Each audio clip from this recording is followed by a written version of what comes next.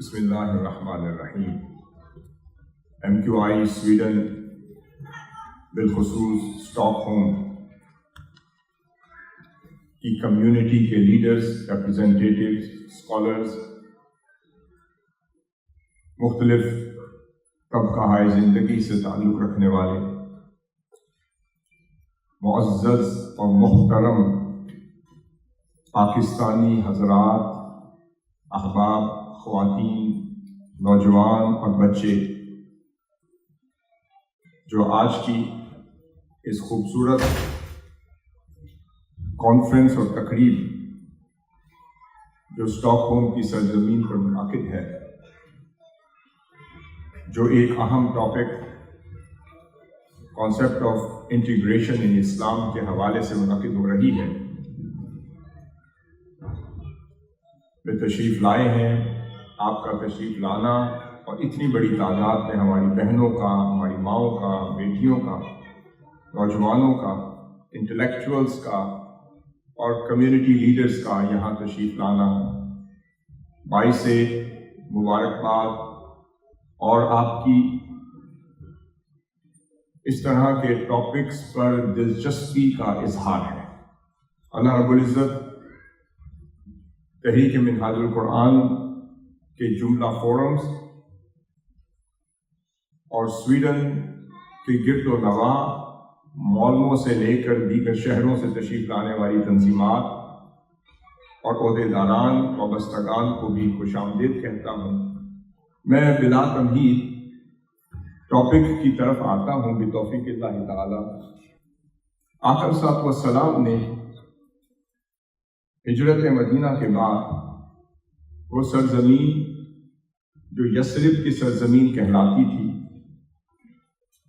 جو بیماریوں، وباؤں، مشکلات، مصائب، آلام، دشمنیوں کی اور خون ریزی کی ایک آماج گاہ بن چکا تھا، آقا صلی اللہ علیہ وسلم نے جب قدم مبارک رنجا فرمایا تو اس بیماریوں کی اور پریشانیوں کی سرزمین کو مدینہ بنا دیا۔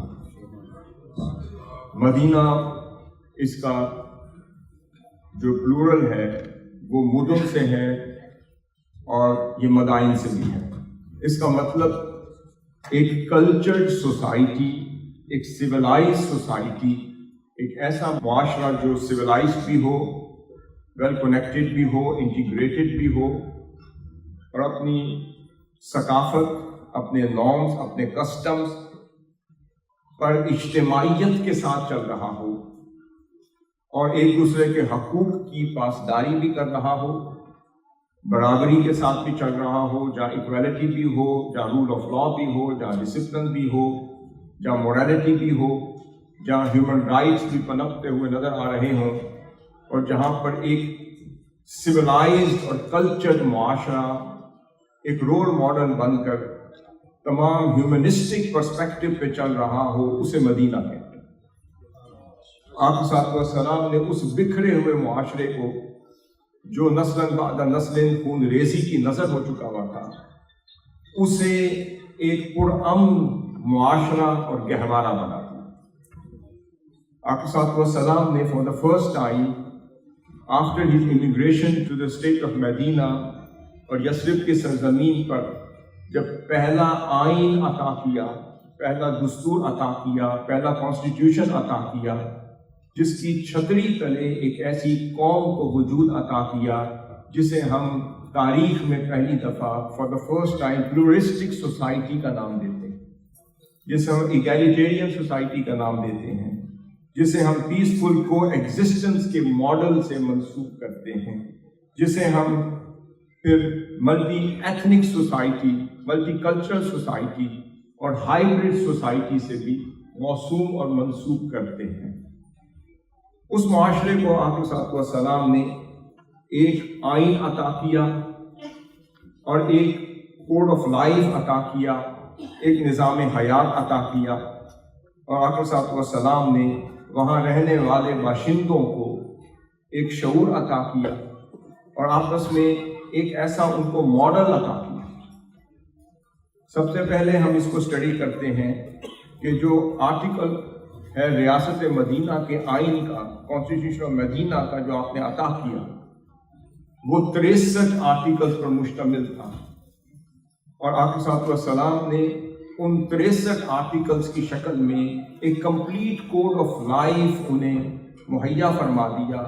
ہر طبقے کو، خواہ وہ مائنورٹی ہو، میجورٹی ہو، خواہ وہ ہیو ناٹس میں ہو، ہیو میں ہو، خواہ وہ ان کے میجورٹی ٹرائبس کی ریپرزنٹیٹیو کر رہا ہو یا مائنورٹی کا ریپرزنٹیٹیو ہو، خواہ وہ عورت ہو، مرد ہو، غلام ہو، آزاد ہو، آقا ہو، مولا ہو، ایک ہی صف میں کھڑے ہو گئے محمود و ایاز، نہ کوئی بندہ رہا نہ بندہ روا۔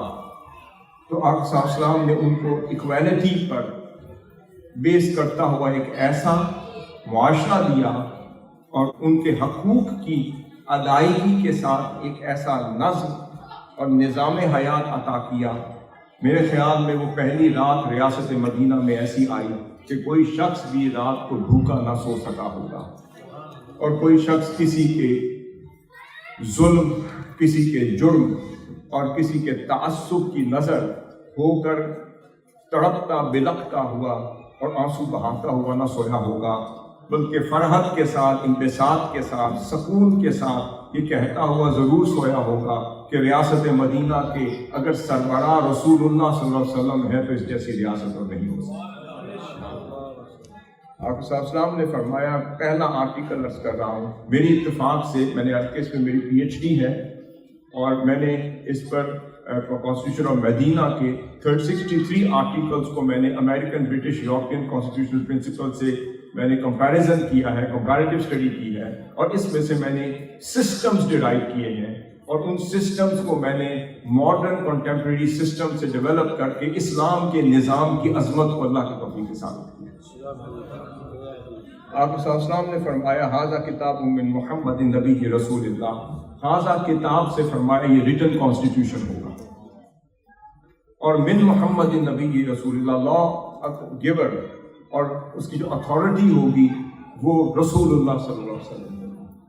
پھر فرمایا آگے کووننٹ کے لیے، party to the constitution, party to the covenant, party to the contract, جو باشندے اس ریاست میں مل کر اس آئین کی توثیق کر رہے تھے ان کا ذکر سن لیجئے۔ فرمایا بین المؤمنین، وہ مؤمنین تھے جو انصار مدینہ تھے اور جو ریزیڈنٹس آف مدینہ تھے، ایک باشندے اس دستور کے وہ تھے، اور دوسرے والمسلمین من قریش، جو مہاجرین تھے جو مکہ سے ہجرت کر کے آئے تھے، دوسرے پارٹی ٹو دا کانٹریکٹ وہ تھے۔ پھر فرمایا وَأَهْلِ يَثْرِبَ، اور یثرب میں رہنے والے جو دیگر قبائل تھے، جو اولڈ ٹرائبس تھے، انہیں بھی شریک فرما دیا۔ پھر فرمایا وَمَن تَبِعَهُمْ فَلَحِقَ بِهِمْ فَجَاهَدَ مَعَهُمْ، پھر فرمایا جنہوں نے انہیں سپورٹ کیا، ان کے الائز بنے، ان کے سپورٹر بنے، سپانسر بنے، پھر مل کے جہاد کیا، مل کے ایفرٹ کی، مل کے دستور بنانے میں اپنا رول پلے کیا، اور پھر ریاست مدینہ کے داخلی امن کے لیے اپنی جد و جہد کی۔ فرمایا یہ سب اس ریاست مدینہ کے باشندے بنے۔ پھر اس میں مائنورٹیز بھی شامل ہو گئی، جو یہود مدینہ ایک بہت بڑی تعداد میں جو آباد تھے، جن کو ہم مائنورٹیز کہہ سکتے ہیں، وہ بھی ہیں۔ اس میں کرسچنز بھی تھے، مشرک بھی تھے، اور کسی مذہب کو نہ ماننے والے بھی تھے۔ آپ صلی اللہ علیہ وسلم نے تمام ٹرائب اور قبائل کو ایک یونٹ کا درجہ دیتے ہوئے، ان کو ایک اینٹیٹی کا درجہ دیتے ہوئے، اس دستور اور ریاست کے آئین کی توثیق کے لیے community and party to the covenant کی حیثیت ہے۔ جب ان کو اتھارٹی مل گئی تو پھر article number 3 of the constitution of Medina میں آپ کے ساتھ السلام نے فرمایا انہم امت واحدہ من دون اللہ، فرمایا کہ یہ سارے باشندے مل کر، ان کے سپورٹر، سپانسر، الائز مل کر، تمام مذاہب سے تعلق رکھنے والے قبائل مل کر، یہ سب کے سب امت واحدہ کا کانسیپٹ دے رہے ہیں۔ پھر فرمایا یہ سنگل یونٹ ہوں گے، جیوگرافیکل نیشن ہوں گے، اور پھر آپ نے ان کو ایک یونٹی کا درجہ دے دیا۔ اور پھر آپ نے اس کے اگلے مقام پر فرمایا ان یہود بنی اوف امت مع المؤمنین للیہود دینہم وللمسلمین دینہم۔ پھر آپ نے فرمایا کہ یہ جو بنی اوف بنی آف یہودیوں کا جو ٹرائب سے ان کا ایک ریپریزنٹیٹو قبیلہ تھا، آقا صلی اللہ علیہ وسلم نے ان کو یونٹس کا درجہ دیا. فرمایا کہ جو بنو آف کے تمام قبائل کو جو ریپریزنٹ کرنے والا ایک یونٹ ہوگا، فرمایا وہ سارے کے سارے جو مائنورٹیز کے ٹرائب ہیں وہ بھی مسلمانوں کے ساتھ مل کر ایک یونٹ اور امت بن رہے ہیں. پھر فرمایا انہم امت مع المؤمنین وللیہود دینہم وللمسلمین دینہم. فرمایا کہ یہ بنی آف کے جو قبائل ہیں جو اپنے مذہب میں اپنے دین میں وہ یہودی ہیں یا دیگر مذاہب سے تعلق رکھتے ہیں، مگر اس ریاست مدینہ کے داخلی امن کی خاطر، اس کی سولیڈیرٹی کی خاطر، اس کی کانسٹیٹیوشنلٹی کی خاطر، اس کی ڈیولپمنٹ کی خاطر، اس کے امن و امان کو قائم کرنے کی خاطر یہ سب مسلمانوں کی طرح مومن ہوں گے. یہاں آقا صلی اللہ علیہ وسلم نے انٹیگریشن کا کانسیپٹ عطا کر دیا. اور پھر فرمایا وَلِلْيَهُودِ دِينُهُمْ وَلِلْمُسْلِمِينَ دِينُهُمْ. اور یہ یاد رہے کہ یہ جو انٹیگریشن ہے آن دا بیسس، یہ regardless to the creed, race, tribe, background and religion ہوگا. انٹیگریشن ہوگی مگر for the sake of the unity and solidarity of the state of Medina, as long as their religion is concern, وہ سب آزاد ہوں گے. یہود آزاد ہوں گے، اپنے مذہب کی پیروی کریں، مسلمان آزاد ہوں گے، اپنے مذہب کی پیروی کریں. نہ وہ ان کے مذہب میں مداخلت کریں گے نہ ہم ان کے مذہب میں مداخلت. یا تو صاحب السلام نے ان کو ایک ایسی اوپننس عطا کر دی، اور اس ریاست مدینہ کے آئین کی بنیاد مذہب پہ نہیں رکھی، دین پہ نہیں رکھی، اور یہ نہیں کہا کہ جو مشرک ہوگا وہ اس کا باشندہ نہیں بنے گا، جو کسی کتاب کو مانے گا وہ نہیں مانے گا، جو مسلمان نہیں ہوگا وہ نہیں بنے گا. یہاں سے اسلام کی بنیاد ہمیں مل رہی ہے. آپ نے فرمایا نہیں، بنیاد جو ہوگی وہ باہمی کو ایگزسٹنس ہوگا، یعنی کہ باہمی امن ہوگا، آشتی ہوگی، سلامتی ہوگی، داخلی امن ہوگا، خارجی امن ہوگا. اس ریاست مدینہ کا دشمن سب کا دشمن ہوگا اور ریاست مدینہ کا دوست سب کا دوست ہوگا. اس بنیاد پر پوری قوم کو جمع کر کے فرمایا یہ امت واحدہ کا کانسیپٹ ہے جو آقا صلی اللہ علیہ وسلم نے امت کا. اس کے بعد جو اگلی بات عرض کرتا ہوں، پھر آرٹیکل 3 میں آقا صلی اللہ علیہ وسلم نے ایک اور انٹیگریشن کے حوالے سے خوبصورت ایک آرٹیکل قائم فرما دیا. آپ نے ڈیولوشن آف پاور کا ایک نظام عطا، آپ نے ان کی طاقت کو ڈیوالو کر دیا اور ڈی سینٹرلائز کر دیا. اب آقا صلی اللہ علیہ وسلم نے اس آرٹیکل میں فرمایا المہاجرون من قریش علی ربعتہم یتعاقلون بینہم معاقلہم الاولی وہم یفدون عنہم بالمعروف والقسط بین المؤمنین. آپ نے فرمایا اس وقت ایک چیز میں آپ کے نالج میں لاؤں، جب ریاست مدینہ کا آئین آیا اس وقت اس ریاست مدینہ کے آئین کی توثیق کرنے والے جو فیڈریٹو یونٹس تھے، جو قبائل تھے، ان کی تعداد 14 تھی. اور وہ 14 کی 14 چھوٹی ریاستوں نے مل کر ریاست مدینہ کے آئین کی توثیق اور وہ مارز وجود میں آئے. جبکہ ہم امریکن کانسٹیٹیوشن کی بات کرتے ہیں، جب وہ وجود میں آیا تو اس کی توثیق کرنے والی ریاستوں کی اور ولایتوں کی اور اسٹیٹس کی تعداد 9 تھی، اور جب ریاست مدینہ کا آئین وجود میں آیا تو اس کی توثیق کرنے والی ریاستوں کی تعداد 14 تھی. تو آقا صلی اللہ علیہ وسلم نے ان 14 کی 14 ریاستوں کو ایک آنکھ سے دیکھنا شروع کر دیا. فرمایا یہ سب کے سب اپنے حقوق میں، اپنے معاملات میں، اپنی ایڈمنسٹریشن میں، اپنی مینجمنٹ میں، لوکل سسٹم میں، لوکل باڈیز میں، اپنے ٹیکسز میں وصول کرنے میں اور اپنی ریاستوں پر ان کو عائد کرنے میں انہیں صوبائی خود مختاری آقا صلی اللہ علیہ وسلم نے پہلی دفعہ کہا. پھر آپ نے فرمایا کہ اپنے خون بہا میں، اس وقت دیت کا جو قانون تھا یہ بڑا سخت تھا کہ جو دیت کا جو بلڈ منی ہے وہ ادا کرنے میں یہ ساری ریاستیں آزاد ہوں گی، انڈیپینڈنٹ ہوں گی. پھر فرمایا کہ جو اپنے قیدیوں کو آزاد کروانے کے لیے جو رینسم منی ہوگا وہ بھی مسلمانوں کے ساتھ ڈیل کریں گے تو ان کا قانون ہوگا، آپس میں ڈیل کریں گے تو ان کا قانون ہوگا. فرمایا اس قانون میں بھی یہ آزاد ہوگا. پھر اگر کسی کا بوجھ ہوگا، قرض ہوگا، وہ ادا کرنے میں بھی آزاد ہوگا. लोकल एडमिनिस्ट्रेशन में भी आज़ाद, लोकल मैनेजमेंट भी आज़ाद, लोकल सिस्टम में भी आज़ाद, लोकल कस्टम्स में, नॉर्म्स में, कन्वेंशंस में, तकालीद में, सकाफत में आज़ाद। अब सिर्फ तसव्वुर कीजिए कि आप सल्लल्लाहु की जो सोच थी उसमें कितनी वुसअत थी कि आप सारे ज़माने भी इकट्ठे कर दें तो ज़माने मुस्तफ़ा सल्लल्लाहु अलैहि वसल्लम की वुसअत का मुकाबला नहीं कर सकते। आगे साहब ने उनको ऑटोनोमस कर दिया, मगर फिर उसके बाद आपने फरमाया कि ये सब के सब आज़ाद होंगे, मगर अपने रियासती अमन के हवाले से ये मुत्तहिद हैं, रियासती अमन आमा के हवाले से मुत्तहिद होंगे। इन यस्रब हरामुन जौफुहा, और फरमाया यस्रिब की सरजमीन वो हरम डिक्लेयर कर दी, उसको सेंचुरी बना दिया, land of peace and tranquillity और अमन बना दिया। फरमाया कि ये लोकल लॉज में इंडिपेंडेंट होंगे, मगर जब रियासत मदीना पर कोई दुश्मन मैली आंख से देखेगा सब मुत्तहिद होकर उसका मुकाबला करें, खारजा और दाखिला पॉलिसी एक। फिर फरमाया ये सारी रियासतें जब दुश्मन के लिए लड़ने के लिए रवाना होंगी तो इल्ला बिइज़्नी इन्नहु मन खरज आमिनुन व मन क़अद आमिनुन बिल मदीना इल्ला मन ज़लमा औ असीमा, कि अगर कोई शख्स एक्सपीडिशन पर जाएगा तो रियासत मदीना के जो हेड ऑफ स्टेट होंगे, क्योंकि आपको सल्लल्लाहु के पास एग्जेक्टिव पावर्स भी थी, लेजिस्लेटिव पावर्स भी थी, आपको जुडिशरी पावर्स भी थी, तो as a head of state रसूलुल्लाह सल्लल्लाहु अलैहि वसल्लम से पूछ कर जाएंगे। अगर इजाज़त देंगे तो जाएंगे, नहीं देंगे तो बैठे रहेंगे। अगर कोई बाहर किसी से अलायंस करेंगे तो इजाज़त के बगैर नहीं कर सकते, अगर किसी दुश्मन का साथ देंगे तो पूछ के जाएंगे, और अगर रियासत मदीना के किसी दुश्मन का साथ देंगे तो तमाम बाशिंदे मिलकर उसका मुकाबला करेंगे। रियासत मदीना का आइन हर गरीब की मदद करेगा, हर खातून की मदद करेगा, हर गुलाम की मदद करेगा, छोटे कबीले की करेगा, बड़े कबीले की करेगा, हर मजहब की करेगा, हर दीन की करेगा, हर शख्स की करेगा सवाए जालिम की।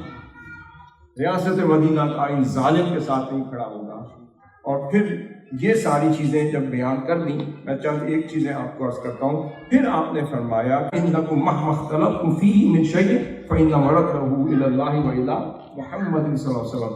फरमाया अगर डिस्प्यूट्स में तुम पड़ जाओगे, क्योंकि सियासत थी, रियासत थी, उनके कबायली निज़ाम थे, सिस्टम थे, मैं अगर आपस में कोई डिस्प्यूट हो गया तो उसकी आर्बिट्रेशन के लिए भी हेड रसूलुल्लाह सल्लल्लाहु अलैहि वसल्लम। अगर फंसोगे तो बचाने वाले मोहम्मद रसूलुल्लाह, अगर कहीं पर दलदल में धंसोगे तो बचाने वाले मोहम्मद रसूलुल्लाह होंगे, अगर अपने मामलात में आज़ाद होंगे तो हिफाजत करने वाले भी रसूलुल्लाह सल्लल्लाहु अलैहि वसल्लम होंगे। फिर आगे आपके ने आपने फरमाया इस रियासत मदीना में कोई शख्स भी अगर वो जालिम होगा और अगर कानून को अपने हाथ में लेगा, अगर लॉ एंड ऑर्डर सिचुएशन को डिस्टर्ब करेगा, मैं उसका आर्टिकल नंबर 16 पढ़ रहा हूँ, बड़ा इंपॉर्टेंट है। आपने फरमाया व इन्नल मुमिनीन अल मुत्तकीन अला मन बगा मिनहुम अव इब्तगा दसीअत ज़ुल्मिन औ इस्मिन औ उद्वानिन औ फसादिन बैनल मुमिनीन इन्न अयदियहुम अलैहि जमीअन वलौ काना वलद अहद। आपने फरमाया कि अगर रियासत के बाशिंदों में से कोई शख्स अगर जुल्म करेगा, लूटमार करेगा, फितना और फसाद करेगा और कहीं पर खून बहाएगा, अगर करप्शन करेगा, एक्सटॉर्शन करेगा और अगर इनजस्टिस करेगा, टायरनी करेगा, जुल्म करेगा, फरमाया कि सारी रियासतें मिलकर उस एक शख्स के खिलाफ यक जुबान और यक जान होकर, यक कालिब होकर इकट्ठे खड़े होंगे, उसको कटहरे में खड़ा करें, उसके खिलाफ इंसाफ दिया जाएगा। फिर फरमाया वलौ काना वलद अहदिहिम, अगरचे वो किसी बड़े कबीले के बड़े बाप का बेटा ही क्यों ना हो, कानून के सामने सब बड़ा। ये रियासत मदीना का वो अदल था, वो इंसाफ था। और इस तरह की मिसालें भरी पड़ी हैं, मैं इस पे ज़्यादा टाइम सर्व नहीं करना चाहता। फिर उसके बाद फरमाया वइन्नहु लम यअसिम इम्रुउन लिहलीफिही व इन्न नस्र लिलमज़लूम, मज़लूम की मदद रियासत मदीना में की जाएगी। और फरमाया कि अगर कोई हलीफ परेशानी में मुब्तला होगा तो आपके साथ में फरमाया दूसरा कबीला, दूसरी रियासत उसकी मदद करेगा, और कोई जालिम होगा तो जालिम की मदद नहीं होगी, मज़लूम की रियासत मदीना में मदद होगी। इसके बाद आपके साथ ने रियासत मदीना के اس آئین کو جب امپلیمنٹ کیا، میں اب جو بات عرض کر رہا ہوں کہ آپ صلی اللہ علیہ وسلم نے 10 سالہ حیات طیبہ میں اس آئین کو امپلیمنٹ کیا، اور کوئی ایک مثال بھی میں نے اپنے تھیسس میں، اس کتاب میں، خلفائے راشدین کے دور میں سے نہیں لی، میں نے 10 سالہ حیات طیبہ میں سے ایک ایک مثال لے کر ثابت کیا کہ یہ پورا دستور آپ صلی اللہ علیہ وسلم نے اپنے 10 سالہ حیات طیبہ میں as a head of state اس کو امپلیمنٹ بھی کیا، اسٹیبلش بھی کیا اور ثابت کیا۔ پھر اس میں 2-3 مثالیں دیتا ہوں کہ آپ صلی اللہ علیہ وسلم نے اپنے دور میں ریاست مدینہ میں ایک ایجوکیشن سسٹم ڈیولپ کیا، اور صفا کی ایک یونیورسٹی ڈیولپ کی، اور اس کا انسپیکٹر جنرل آف ایجوکیشن سیدنا معاذ بن جبل کو بنایا، سیدنا علی مرتضیٰ کرم اللہ وجہہ کو بنایا، پھر آپ نے ان کو گورنر بنایا، پھر آپ صلی اللہ علیہ وسلم نے پھر لوکل ایڈمنسٹریشن کا سسٹم دیا، پھر صوبائی انتظامیہ کا نظام دیا، لوکل انتظامیہ کا نظام دیا، پھر ان کو معاشرے میں نیچے گراس روٹ لیول تک لے گئے تاکہ وہ معاشرے میں انٹیگریٹ کریں۔ آپ صلی اللہ علیہ وسلم نے 10 سالہ حیات میں گورنرز بھی اپوائنٹ کیے، آپ نے چیف منسٹر بھی اپوائنٹ کیے، اور آپ نے اپنے دور حیات میں پھر حاکم اور عامل بھی اپوائنٹ فرمائے۔ اور جب ان کو اپوائنٹمنٹ ان کی ہوا کرتی تھی تو آپ صلی اللہ علیہ وسلم ان کی اپوائنٹمنٹ خود فرماتے تھے، 4 ماہ سے لے کر 4 سال تک کے عرصے کے لیے امبیسڈرز اپوائنٹ فرماتے تھے، رولرز اپوائنٹ فرماتے تھے، گورنرز اپوائنٹ فرماتے تھے، ان کو نظام دیتے تھے۔ اور پھر آپ نے اس کی مثالیں ہیں، میں زیادہ تفصیل سے نہیں دیتا، کہ یالا بن امیہ تمیمی کو جند کا گورنر، قیس بن مخشوع کو صنعاء کا، سر بن عبداللہ کو جرش کا، عامر بن شہر ہمدانی کو ہمدان کا، اور عتاب بن اسید بن ابو العاص کو مکہ مکرمہ کا گورنر بنایا، اور جن کو مکہ مکرمہ کا فرمایا کہ تمہاری سیلری بھی رسول اللہ صلی اللہ علیہ وسلم نے مقرر کر دی، ان کی ماہانہ سیلری بھی مقرر کر دی، فرمایا جو کچھ تمہارا ہم نے مقرر کر دیا، اس کے علاوہ تم حاصل کرنے کی کوشش کرو گے تو وہ کرپشن ہوگا۔ پھر آپ صلی اللہ علیہ وسلم نے باقاعدہ 2 درہم ان کو یومیہ ان کی سیلری دی جاتی۔ پھر ایک اور گورنر کو زمین کا ٹکڑا دیا، فرمایا اس کو کلٹیویٹ کرو، اس کی انکم کو اپنے اوپر استعمال کرو، وہ جائز ہے۔ پھر آپ صلی اللہ علیہ وسلم نے ایک نظام وضع کر دیا، ایک اپوائنٹمنٹ ہوتی، ان کی ایتھیکل کوڈ ہوتے، کوڈ آف کنڈکٹ ہوتا، وہ دیتے، پھر اس میں لکھا جاتا کہ عامت الناس سے حسن خلوق سے ساتھ پیش آؤ، کمیونٹی کے ساتھ اچھے کردار سے پیش آؤ، تقویٰ کے ساتھ، نہیں عن المنکر اور امر بالمعروف کے ساتھ چلو، اور اگر کوئی شکایت آتی تو معذور فرما دو۔ اس کے بعد آپ صلی اللہ علیہ وسلم نے اسی دور میں جب یہ اپوائنٹمنٹ ہو رہی تھی، میں آپ کو بڑی خوبصورت ایک مثال دے رہا ہوں، آپ نے اقربا پروری کو کبھی جگہ نہیں دی۔ یہاں سے جب ڈفرنس آتا ہے تو اعتماد لوز ہوتا ہے، تو آپ صلی اللہ علیہ وسلم نے مثال قائم کی۔ اب جب آپ گورنر بنا رہے تھے، خوبصورت مثال دینے لگا ہوں، تو سیدنا عباس بن عبد المطلب آپ صلی اللہ علیہ وسلم کی بارگاہ میں آئے اور اس کے یا رسول اللہ مجھے بھی کہیں گورنر بنا۔ آپ نے فرمایا یا اما رسول اللہ صلی اللہ علیہ وسلم صلی اللہ العافیہ فی الدنیا والآخرہ، اب دنیا اور آخرت میں اللہ سے عافیت طلب کریں، آپ گورنریوں کے لیے نہیں بنے۔ اس کے بعد سیدنا ابو ذر غفاری نے عرض کیا رسول اللہ مجھے بھی کہیں پہ عامل بنا دیں۔ آپ نے فرمایا کہ تم کمزور طبیعت کے مالک ہو، یہ بہت بڑا بوجھ ہوتا ہے، تم سنبھال نہیں سکو گے۔ پھر اسی طرح آپ صلی اللہ علیہ وسلم نے اپنے دور میں ایک صحابی کو تحصیلدار بنا کر بھیجا اور ٹیکس کلیکٹر بنا کر بھیجا، اور اسے فرمایا کہ فلاں قبیلے میں جاؤ، ازد کی طرف بھیجا اور فرمایا کہ وہاں سے ٹیکس کلیکٹ کر کے لاؤ، زکوٰۃ اور عشر کلیکٹ کر کے لاؤ۔ وہ صحابی گئے اور زکوٰۃ اور ٹیکس جو ہے وہ کلیکٹ کر کے آئے، تو آپ صلی اللہ علیہ وسلم کی بارگاہ میں آ کے کہتے ہیں یا رسول اللہ یہ تحفہ آپ کا ہے اور یہ تحفہ مجھے دیا گیا۔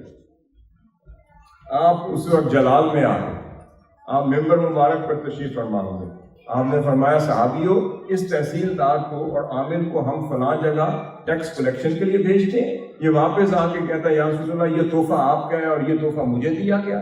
میں اس سے پوچھتا ہوں کہ تم اپنے ماں باپ کے گھر میں ہوتے، میں دیکھتا کون تمہیں تحفے دے۔ اب یہ وہ نظام تھا جو آپ صلی اللہ علیہ وسلم نے عطا فرمایا۔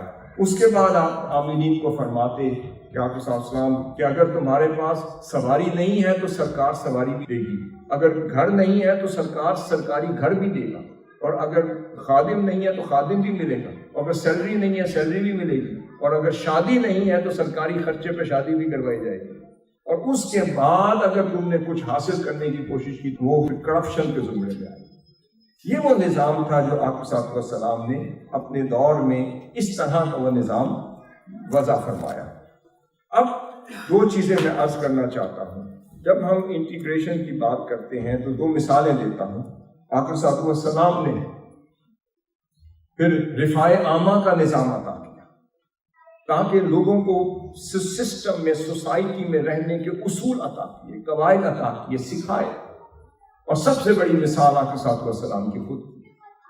اب یہاں پہ ایک روایت پیش کرنے لگا ہوں کہ ایک خاتون نے اپنے لڑکے کو آقا صلی اللہ علیہ وسلم کی بارگاہ میں بھیجا اور کہا کہ رسول اللہ صلی اللہ علیہ وسلم ہیڈ آف اسٹیٹ ہیں، ان سے کہو کہ تمہارے پاس اپنا جسم ڈھانپنے کے لیے قمیص نہیں ہے، لباس نہیں ہے، آقا صلی اللہ علیہ وسلم سے لباس مانگو۔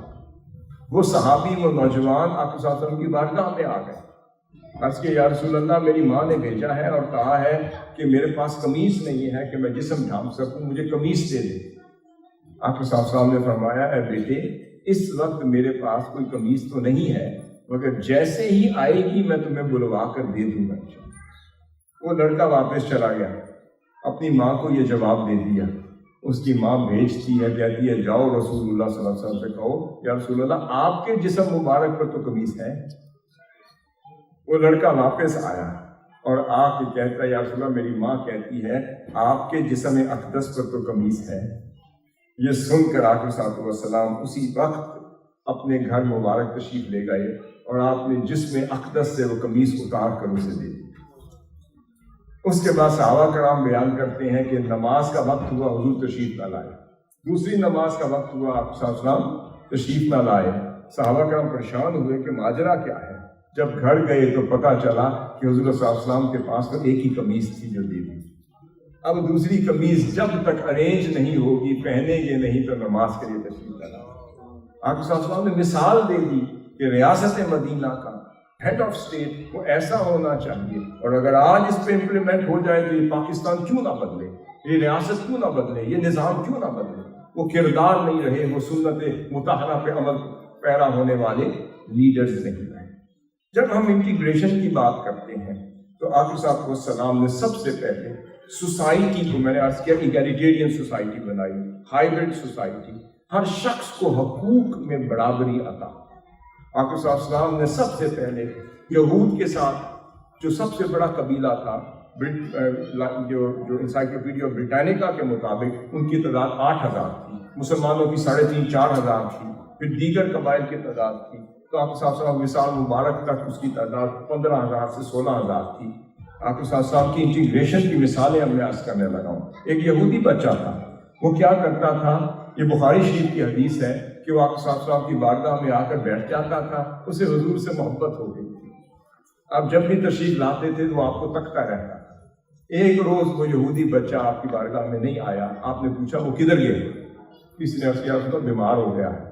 آپ نے فرمایا چلو اس کی تیمارداری کو چلتے۔ اب اس کی تیمارداری کے لیے آقا صلی اللہ علیہ وسلم اس کے گھر تشریف لے گئے۔ اس کا یہودی باپ دروازہ کھولتا ہے، ایک نگاہ اپنے گھر پر ڈالتا ہے اور ایک نگاہ ابو القاسم رسول اللہ صلی اللہ علیہ وسلم پر ڈالتا ہے۔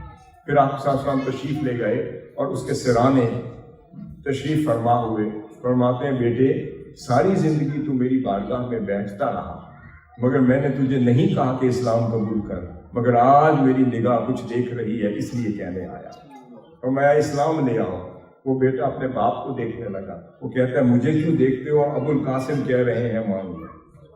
اسی وقت اس نے کلمہ پڑھ لیا۔ جب کلمہ پڑھا تو آپ صلی اللہ علیہ وسلم یہ فرماتے ہوئے تشریف لے جا رہے تھے، الحمدللہ الذی انقذہ من النار، اس رب کا شکر ادا کرتا ہوں جس نے میری وجہ سے اس بچے کو آگ سے بچا دیا۔ اب آگے میں عرض کرتا ہوں کہ حضرت خلال عرض کرتے ہیں ان عبداللہ بن کعب بن مالک ان ابیہ، امام دارقطنی، زیلعی اور ابن القیم اسے نقل کرتے ہیں۔ وہ فرماتے ہیں کہ حضرت قیس بن شماس آقا صلی اللہ علیہ وسلم کی بارگاہ میں حاضر ہوئے، عرض کہ یا رسول اللہ میری ماں جو ہے وہ کرسچن ہے، میری ماں نصرانی ہے، اس کی وفات ہو گئی ہے مگر اس حال میں کہ وہ مسلمان نہیں تھی۔ یا رسول اللہ مگر میری ماں تو تھی، تو میں اس کے جنازے میں شریک ہو سکتا ہوں یا نہیں؟ آقا صلی اللہ علیہ وسلم نے فرمایا ہو سکتے ہو، مگر اس طرح کرو کہ سواری پر بیٹھو اور اس کے جنازے سے آگے آگے چلتے جاؤ، تمہاری شرکت ہو۔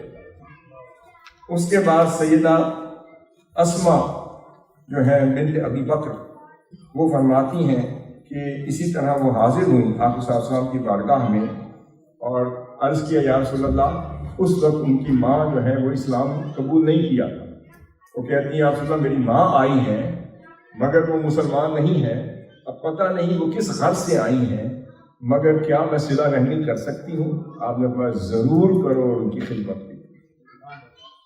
پھر اس کے بعد آقا صلی اللہ علیہ وسلم نے فرمایا کہ ہاں من قتل معاہدا لم یرح رائحۃ الجنہ، جس نے میری ریاست مدینہ کے نان مسلم کو قتل کیا، اس کے ساتھ ظلم کیا، زیادتی کی، وہ جنت کی خوشبو سے بھی محروم ہو جائے۔ اور پھر آگے فرمایا کہ ہاں کہ جنت کی خوشبو تو 40 برس کی مسافت سے بھی سونگھی جاتی ہے، مگر وہ جو زیادتی کرے گا نان مسلم پر ریاست مدینہ میں، اسے اس سے بھی محروم کر دیا جائے۔ پھر آگے ایک بہت بڑی روایت آپ کے سامنے پیش کرنے لگا ہوں۔ یہ ساری انٹیگریٹ سوسائٹی میں کردار کے بغیر کوئی ذریعہ نہیں۔ آپ نے ان میں انٹیگریٹ اس لیے کرنا ہے کہ آپ اچھی خوشبو ان کو دے آئیں، اور اگر اچھی خوشبو ان کے پاس ہے تو وہ لے آئیں، اپنی آئیڈینٹی اپنے پاس رکھیں، ان کی آئیڈینٹی ان کے پاس رہنے دیں، مگر ایک اچھی مثال چھوڑ کر آئیں اور اچھی مثال لے کر آئیں۔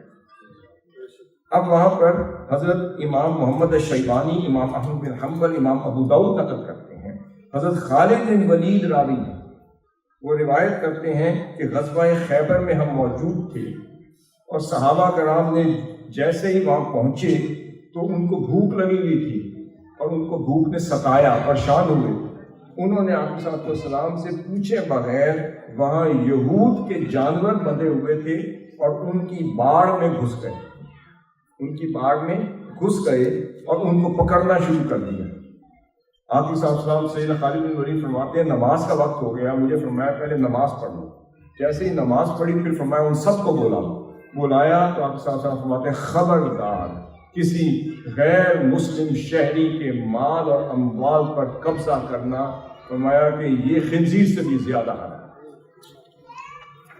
پھر اس کے بعد آگے چلیے، غیر مسلم کے مال و جان کی حفاظت کی ذمہ داری بھی ریاست مدینہ کی۔ میں آپ کو گریجویٹی چیزیں لے کے جا رہا ہوں، یہ بھی ریاست مدینہ کی تھی۔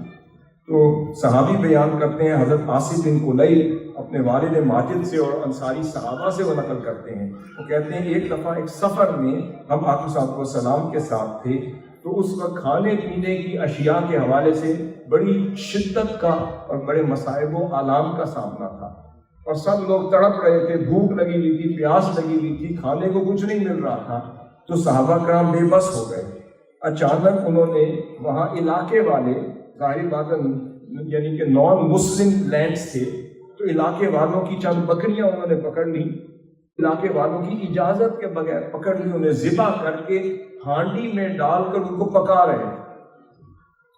آقا صلی اللہ علیہ وسلم تشریف لے آئے، راوی بیان کرتے ہیں آپ کے دست اقدس میں کمان تھی، آپ نے اس کمان سے ان کی ہانڈیاں جو تھی وہ الٹنی شروع کر دی، الٹ کے اس گوشت کو زمین میں مٹی میں ضائع کر دیا، اور فرمایا کہ خبردار آج کے بعد کسی کا مال اور کسی کا گوشت اس کی اجازت کے بغیر کھاؤ گے تو یہ مردار سے بھی زیادہ حرام۔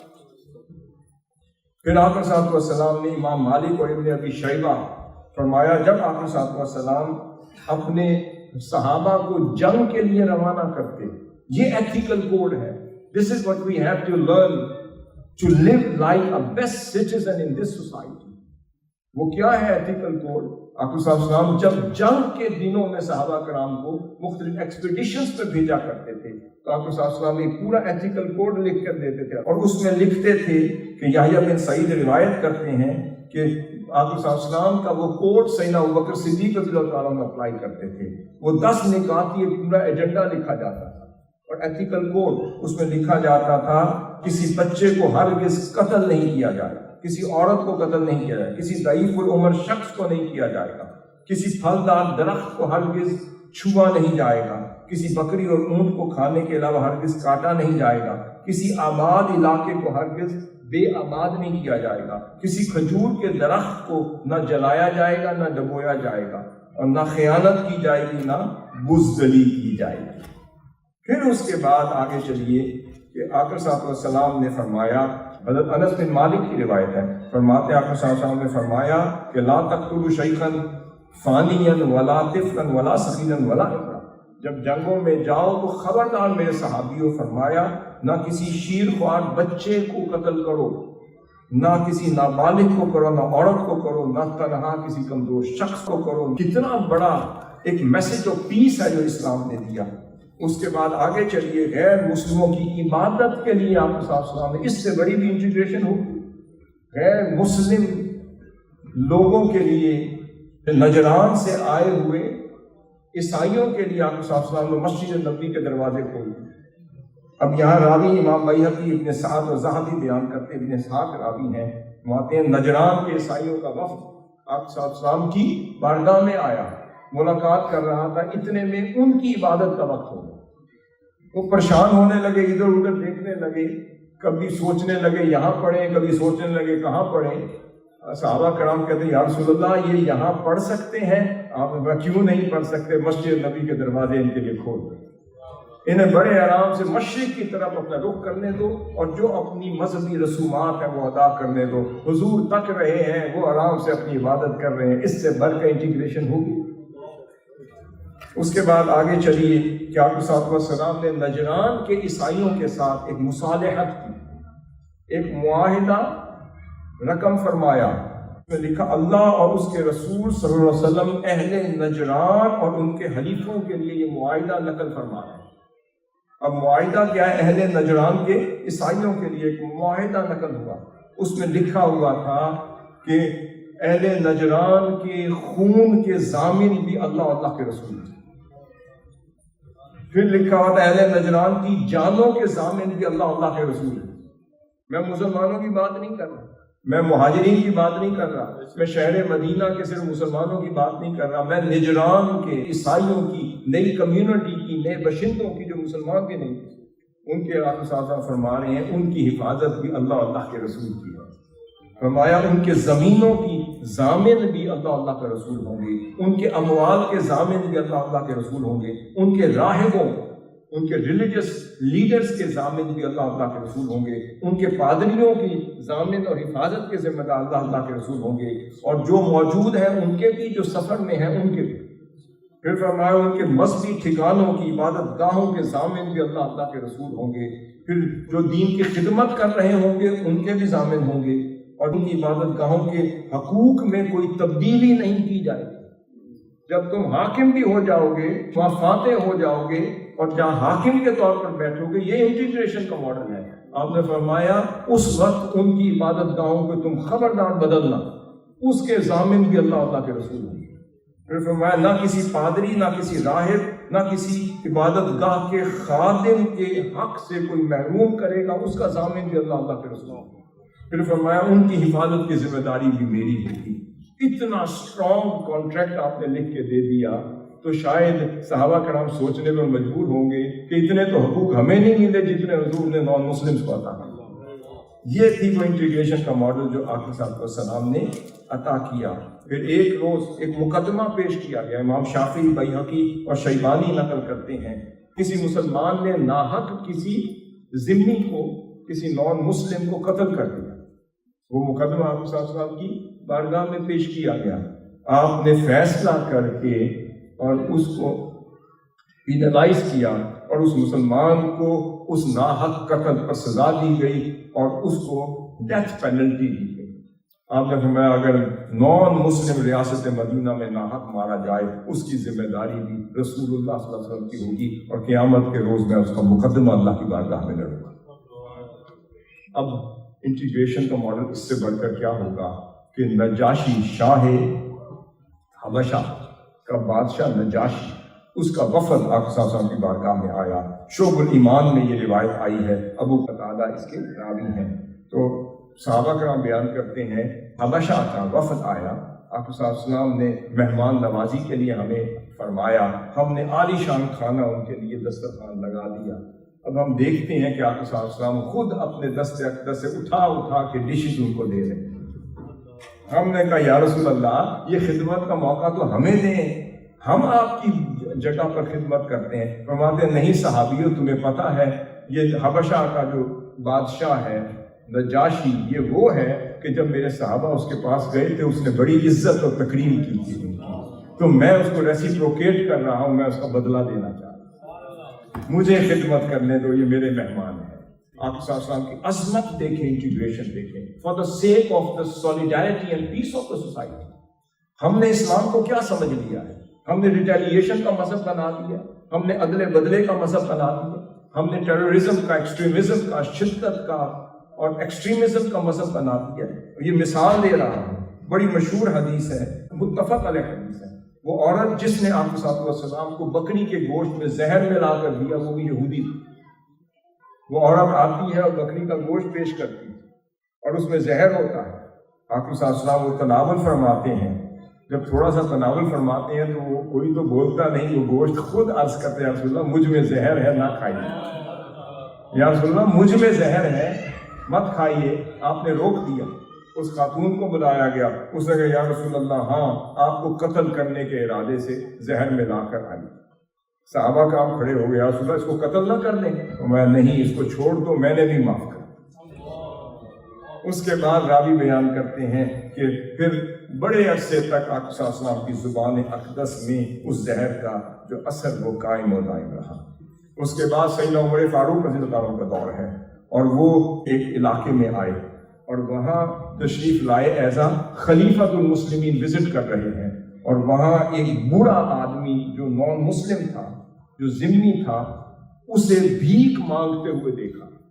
وہ اپنے کھانے کی بھیک مانگ رہا تھا اور سیدنا عمر فاروق پوچھتے ہیں یہ کون ہے؟ یہ ذمہ ہے، اس پر ٹیکس واجب ہے، یہ اپنا ٹیکس ادا کرنے کے لیے اب کام نہیں کر سکتا تو بھیک مانگتا پھرا۔ تو سیدنا عمر فاروق رضی اللہ عنہ فرماتے ہیں اس کو بلاؤ، اسے کہو آج کے بعد سرکاری ٹیکس اس پر معاف۔ پھر فرمایا چونکہ اس کے بچے ہیں تو اس کو آپ نے 10 درہم ماہانہ سوشل سیکیورٹی بھی لگا۔ آپ جن ریاستوں میں بات کرتے ہیں، Swedish society, Danish society, British society, European society, ہم کیا بات کرتے ہیں کہ سوشل سیکیورٹی کا لا ہم لائے ہیں، یہ لائے ہیں؟ نہیں، یہ تو حضور صلی اللہ علیہ وسلم نے اپنے دور سے ریاست مدینہ کی شکل میں آتا۔ سیدنا عمر فاروق رضی اللہ عنہ فرمایا آج کے بعد اس کا ٹیکس معاف اور اس کو پینشن بھی ریاست دے گی، اس کو سوشل سیکیورٹی بھی ریاست دے گی۔ چند ایک باتیں آپ صلی اللہ علیہ وسلم نے ریاست مدینہ کے قانون کے دوران اس آئین میں فرمایا کہ من احیا ارضا میتۃ فہی لہ، کہ میری ریاست مدینہ میں کوئی شخص اگر زمین کا بنجر حصہ آباد کر دے گا تو اس کا مالک بھی وہ ہو، ملکیتی حقوق بھی اسے عطا کرتی ہے، اس کو اونرشپ کے رائٹس بھی دیتی ہے۔ آج ہم کیوں تڑپتے ہیں کہ ہم ساری زندگی مزدور ہیں تو مزدور رہیں گے، مالک نہ بن سکیں گے؟ آپ صلی اللہ علیہ وسلم نے ریاست مدینہ میں آنکھ کھولنے والے ہر شخص کو جو آباد کاری کرتا تھا اسے مالکانہ حقوق دے کر مالک بنا۔ پھر آپ صلی اللہ علیہ وسلم نے فرمایا ریاست مدینہ کے آئین میں میری ریاست کا ایک ادنا سا بندہ، خواہ وہ غلام ہو یا عورت ہو، اگر وہ کسی کو اسائلم دے دے گا اس کا دیا ہوا اسائلم محمد رسول اللہ کا اسائلم ہے۔ پھر آپ صلی اللہ علیہ وسلم نے وہ حقوق دیے، وہ نظام دیا، وہ انٹیگریشن کا ماڈل دیا۔ آج ضرورت کیا ہے؟ ضرورت یہ آپ صلی اللہ علیہ وسلم نے فرمایا اطلبوا العلم ولو کان بالصین، علم سیکھو اگر چین کے بارڈر تک ہی کیوں نہ جانا پڑے، ان کی یونیورسٹیوں میں جائیں، آپ اس سوسائٹی کو استعمال کریں، یہاں کی بیسٹ آف دا ایتھکس سیکھیں، اپلائی کریں، انٹیگریٹ کریں، معاشرے کا حصہ بنیں، ان سے سیکھیں، ان سے پڑھیں، ان کے پاس رہیں، مگر رہیں وہی جو حضور نے ہمیں بنایا ہے، بنے وہی جو اسلام نے ہمیں بنایا ہے، اور ادھر جائیں اچھی مہک چھوڑ کر آئیں، اچھی خوشبو چھوڑ کر آئیں۔ اسلام ایسے نہیں کھیلا، بڑے صحیح پاک و ہند میں اسلام جو ہے وہ تلوار سے نہیں، وہ کردار اور اخلاق سے کھیلا۔ آپ نے اپنے کردار کا غنی بننا ہے۔ آخری مثال کردار کی دے کے ختم کروں گا۔ کردار آپ نے کیا دکھانا ہے کہ یہ معاشرہ مسلمانوں کے رول ماڈل بنائے، وہ کہے کہ یہ مسلمان وہ ہیں جن کو دیکھ کر ہم انسان بنے، کردار تو ہمارا تھا جس نے رول ماڈل بنانا تھا، بدقسمتی سے ہم نے وہ شیوا بھی چھوڑ دیا، اخلاق بھی چھوڑ دیے، سنت مصطفیٰ صلی اللہ علیہ وسلم اور ریاست مدینہ کے آئین سے بے خبر ہو گئے۔ ہم ان کے آئین کو پکڑ پکڑ کے مثالیں دیتے ہیں۔ وہ مونٹیسکیو کیا جانتا تھا ڈیولوشن آف پاور اور بلدیاتی نظام کو، اس کے بانی بھی تو آپ صلی اللہ علیہ وسلم خود، ہر نظام کو آپ صلی اللہ علیہ وسلم نے عطا کیا، ہم نے پڑھنا لکھنا چھوڑ۔ آخری کردار کی مثال دے کر اس گفتگو کو ختم کروں گا کہ وہ شخص جس نے امام علی مقام علیہ السلام کو قتل کیا، شہید کیا تھا، وہ جب پریشان ہوا، اس کی جان کو خطرہ لاحق ہوا، اس کو اپنا سر چھپانے کو کوئی جگہ نہ ملی، تو پھر آپ ہی کے اہل بیت اطہار کے چشم و چراغ سیدنا امام زین العابدین کے گھر میں پناہ لینے کے لیے آ گئے۔